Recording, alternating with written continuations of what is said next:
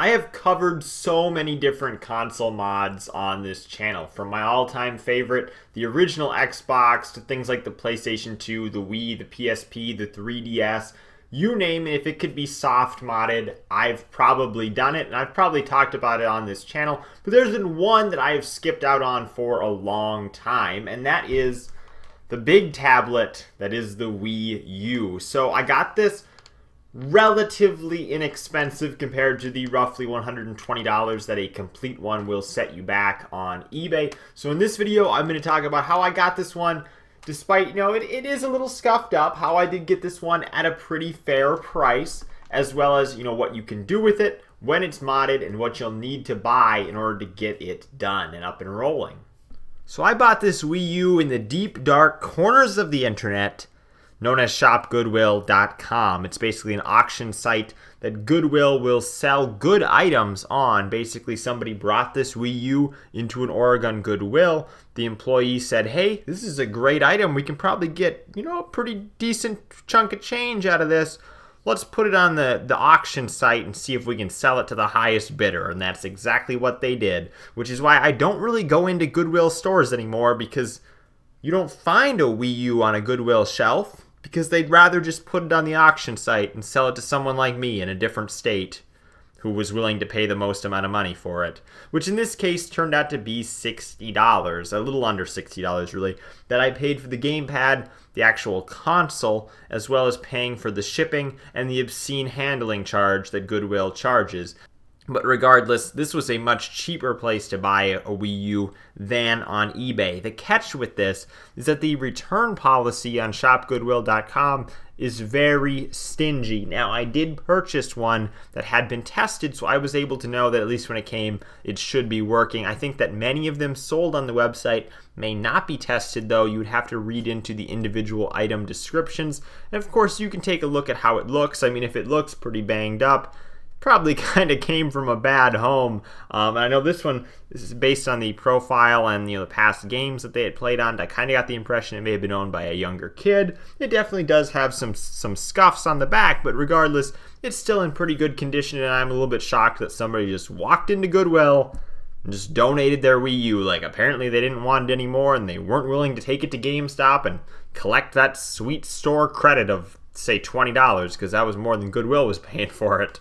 So let's talk about what you need in order to get a Wii U up and running, both just in general, and then the extra items that you'll need to get the console modded. It seems like every Wii U lot you look at on eBay, on Shop Goodwill, on the Facebook Marketplace even, every single one seems to have a different array of items that are included with it. So I'm going to give you a breakdown of all the items that you will need. In my case, mine came with no cords, so I had to buy each of them individually off of eBay to try and fill in those gaps. And while there are cheaper off-brand cords, I did go with the genuine ones, which costed me a little bit more money, but it'll probably last longer in the long run. So the first thing that you need is obviously the console. This is the most obvious. And the console itself, the actual box that plugs into the TV, really isn't all that expensive. I think that they typically run $40 or $50 because it's completely useless if you don't have a gamepad. And I'll tell you what, the gamepad itself is the most expensive thing about this whole operation that they're running, and it's because Nintendo never reproduced the gamepad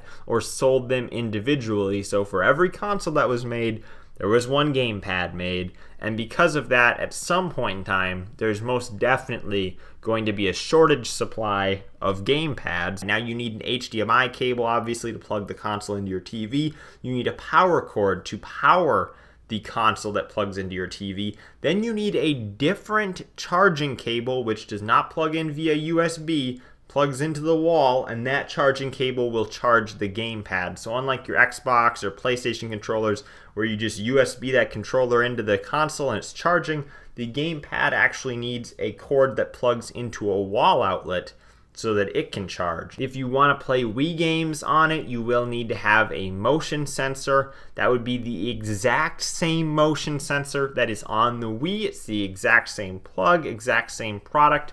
If you want to play, multiplayer, get some more players in there, you can use Wii remotes with nunchucks. You can use Wii remotes with the Wii Pro controllers that would plug into the Wii remotes.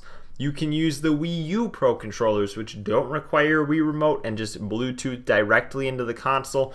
The interesting thing about this system is there is so many different control schemes for every game that, I mean, you're bound to find enough controllers to fit however many players you have playing. And then if you want to mod the system, there's a few more things you need to buy.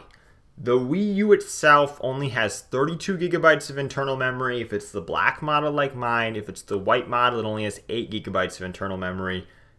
Either way, it's not enough memory. I would say the 8 gigabyte model, I would think, and I don't own that one, would even struggle to install updates for the games, even if you are playing exclusively on discs. Because, I mean, I've had games that have 400 or 500 megabyte updates. Well, you get a few of those updates on an 8 gigabyte console, and pretty soon the console's full. You don't have any storage space left, and all you installed on it were updates that you had to download regardless. So I think that the 32 gigabyte model is the way to go. If you do get the 8, you want to expand the memory in the same way you would expand the memory if you were to mod the system.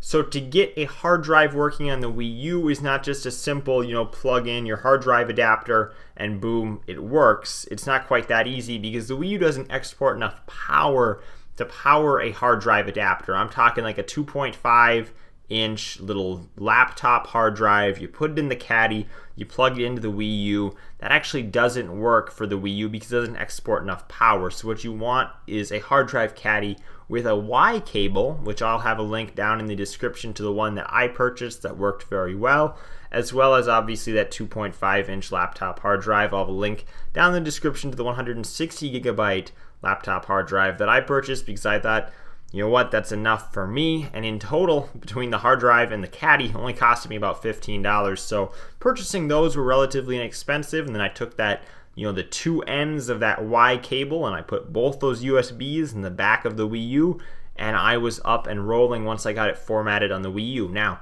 you also need an SD card, and the reason why you need an SD card to shove in the front is because that's what you're actually going to copy the games and whatever you want to install once you have your console modded. Because you copy the files onto the SD card, you put the SD card into your Wii U, and then it copies the files from the SD card onto the hard drive.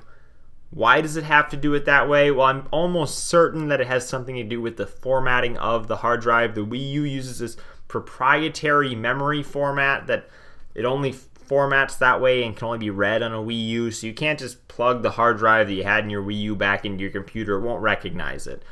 So because of that, you can't just drag and drop files directly onto the hard drive, so you gotta put them on an SD card and then copy them back onto the hard drive.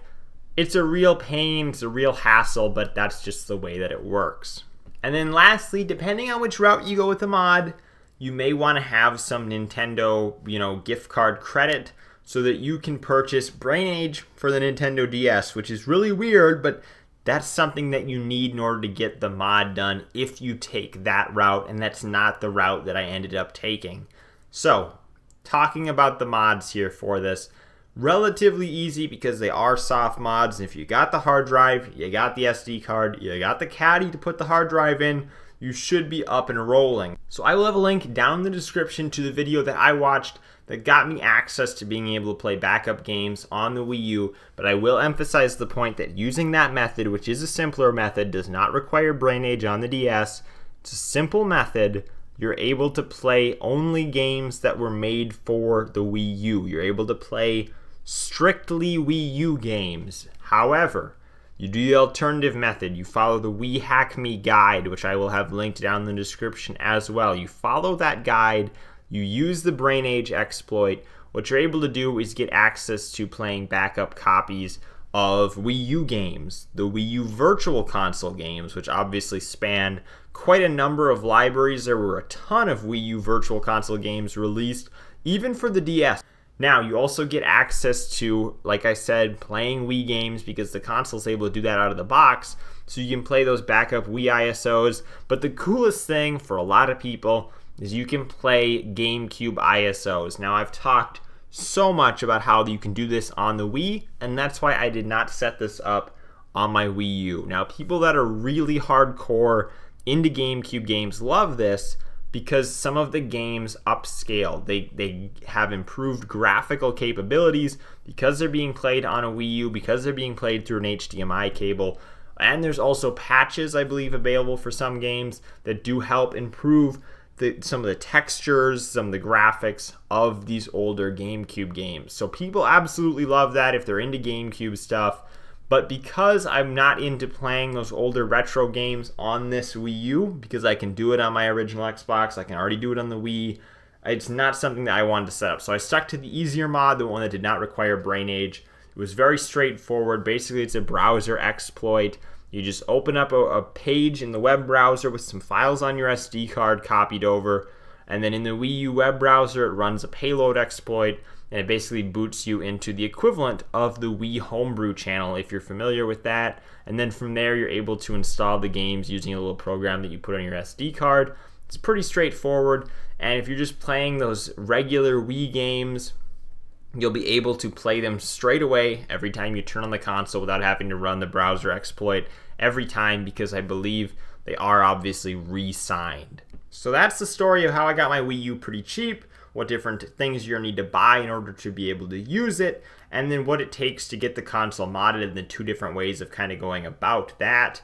If I can give you one piece of advice, it is do not buy a Wii console without the gamepad and think just because you spent, $30, $40 on the console and that was a good deal, that you're going to be able to buy the gamepad really easy later, because you're not. You're so much better off if you buy a console with a gamepad. If you can't get the cords with like I did and it's cheap enough, go ahead, go out and buy the cords later. If you can get the cords with it, you're all that much better off. I think there are some great games in this library that are worth experiencing. Yes, many of them have gotten ported over to the Switch, but I think that there's a unique element that comes with being able to have a screen in your hand while also having a screen on the TV at the same time. And I think that that dual screen interfacing that these games in their Wii U versions offer is something that's unique and isn't able to be found or achieved on the Switch. Thank you guys for watching. I'm Bailey, and I will see you in the next video.